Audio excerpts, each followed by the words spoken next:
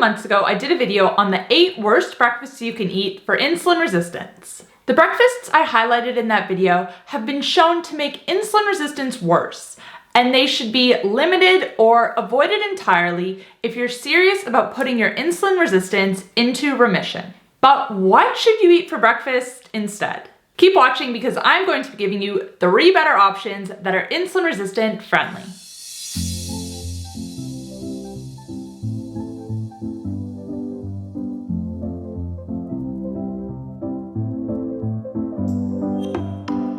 Hey guys, welcome back to my channel. If you're new here, my name's Kate. I'm a certified health and nutrition coach. I post videos twice a week here on YouTube talking all things insulin resistance, weight loss, sleep, and more. So if you're ready to take control of your metabolic health, make sure to click that subscribe button.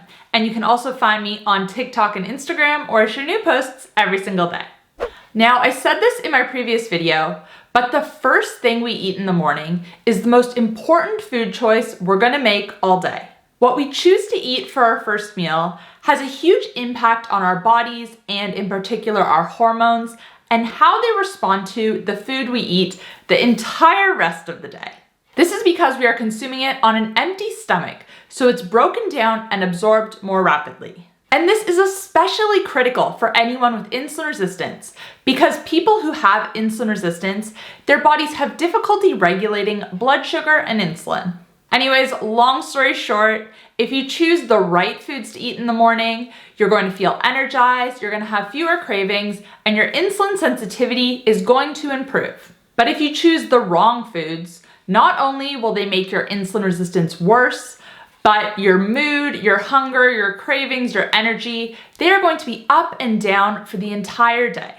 So in today's video, we're going to be going over 3 of the best breakfast choices you can make when it comes to reversing insulin resistance and how to put together other meals that are insulin resistant friendly. Number 1, drum roll please, is nothing.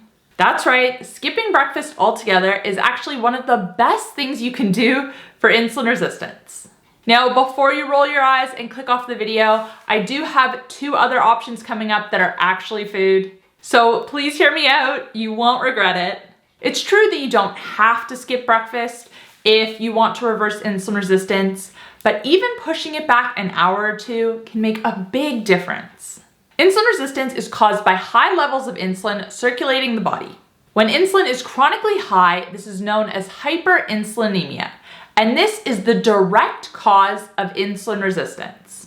There is so much insulin that the cells in your body become overwhelmed. Usually when there's a bump in insulin, this signals to the cells that there's glucose available. Glucose, of course, is energy, and the cells take in the glucose. But insulin becomes chronically high when the cells become full with glucose. There's no more room, so the cells begin to resist it. So the higher your insulin, the more resistant your cells get.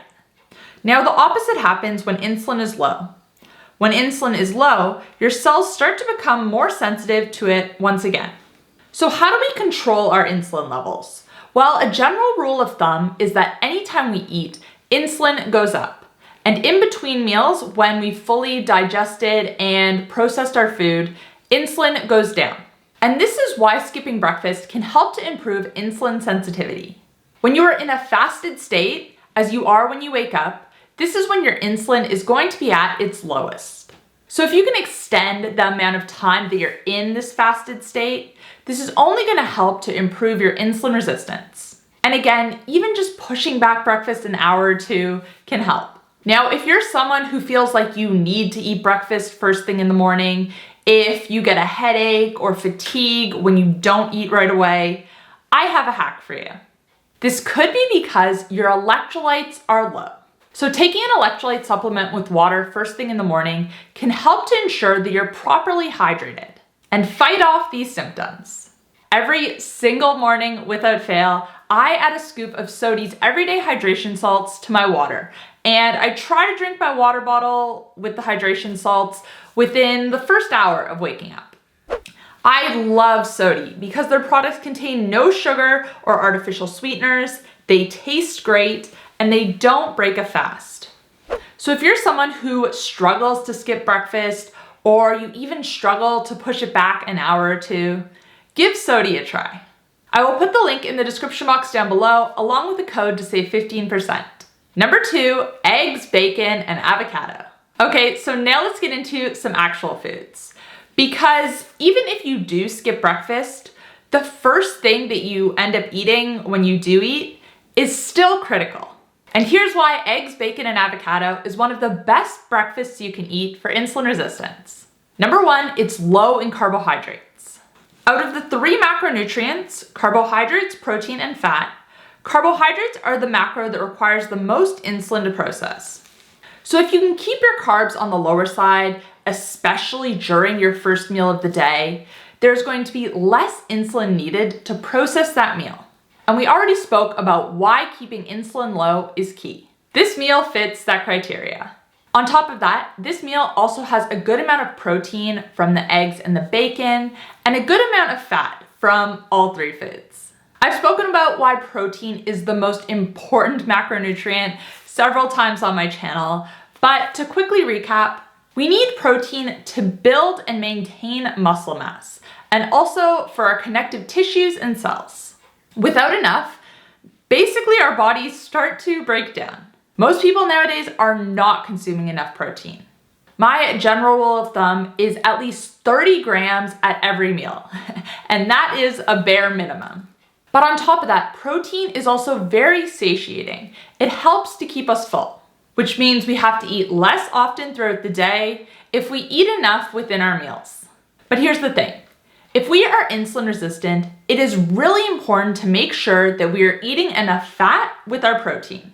Because sometimes when we eat too much protein on its own, our bodies start to turn some of this protein into glucose for energy. And when this happens, we can sometimes see our blood sugar rise. People who are very insulin resistant and who are diabetic often see this. But if you pair this protein with fat, your bodies can use the fat for energy instead.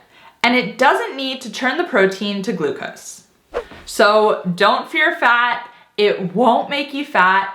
If anything, it's going to help you to improve your insulin sensitivity, and if you do have excess weight to lose, that's gonna fall off naturally as your body heals. And number 3, a fat-based smoothie. Now, I always recommend eating food whenever possible as opposed to drinking it. But I do know that there are a lot of people out there who love smoothies, whether it's for the taste or for the convenience. Typically, smoothies are packed with fruit, bananas, mangoes. Some people add dates and oat milk. Some people add honey or maple syrup. The issue is that all of these foods that we often put in smoothies are basically entirely sugar and carbohydrates, and they have very little protein and fat.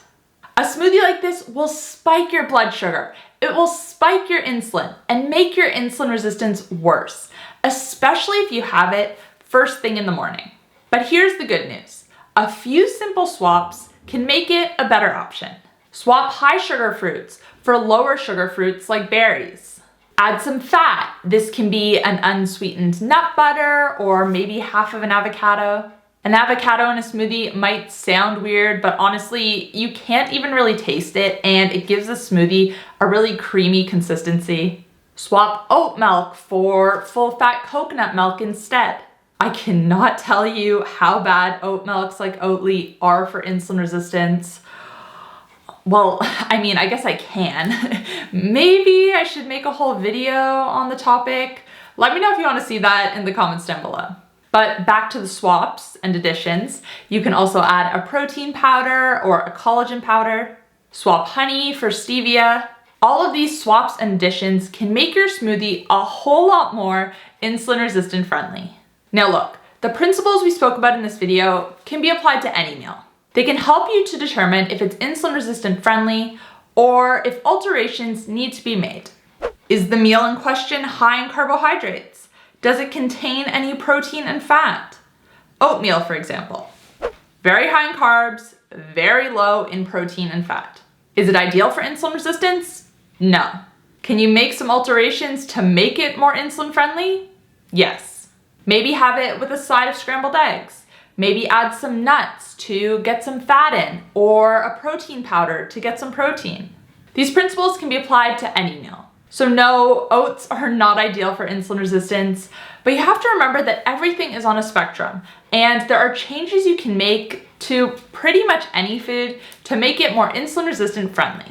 Anyways guys, let me know in the comment section down below what your favorite breakfast is. Are there any alterations you're gonna make to it after watching this video? Let me know down below, and also make sure to check out 𝗖𝗟𝗏, which I have linked in the description box. If you did enjoy this video, you might also enjoy my video on the worst breakfasts you can have for insulin resistance. You can check it out here. If you want to catch up on my most recent upload, you can find it here. And if you want to check out my coaching programs, including my 7-day insulin resistance masterclass that comes with a shopping list and a 7-day meal plan, you can find that here. Thanks guys, I'll see you next time. Bye.